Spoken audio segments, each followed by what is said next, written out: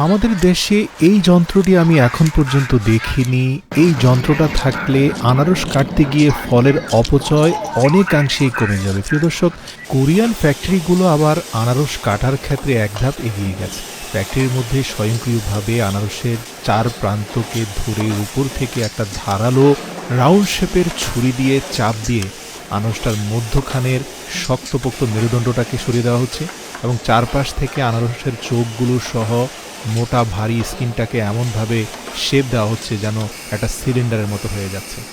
এখন ফ্যাক্টরি স্বয়ংক্রিয় মেশিন থেকে বের হওয়া এই সিলিন্ডার আনারসকে দুইটি প্রক্রিয়ায় কাটিং করা হয়।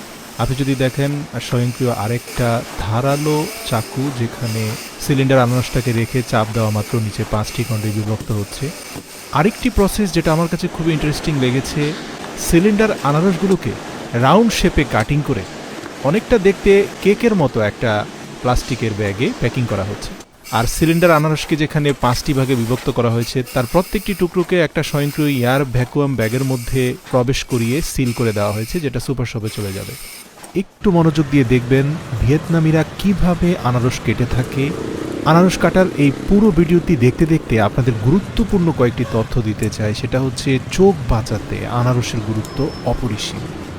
গরমে কিন্তু অনেকে আনারস খেতে চান না, ঝামেলা মনে করেন, কিন্তু এই গরমে আনারস খেলে শরীরে বেশ আরাম দেয়, একটা চাঙ্গা ভাব আসে। তো আমাদের দৈনন্দিন পুষ্টির খুব গুরুত্বপূর্ণ একটা উৎস কিন্তু আনারস। আনারসে রয়েছে প্রচুর পরিমাণে ভিটামিন এ এবং সি, সাথে রয়েছে ক্যালসিয়াম, পটাশিয়াম এবং ফসফরাস। এসব উপাদান আমাদের দেহের পুষ্টির অভাব পূরণে কার্যকরী ভূমিকা পালন করে। প্রতিদিন অল্প পরিমাণে খান, আমি বলবো না যে গোটা একটা আনারস খেয়ে ফেলেন, অন্তত 4 ভাগের 1 ভাগ, একটা আনারসে 4 ভাগের 1 ভাগ মাঝারি সাইজের হলে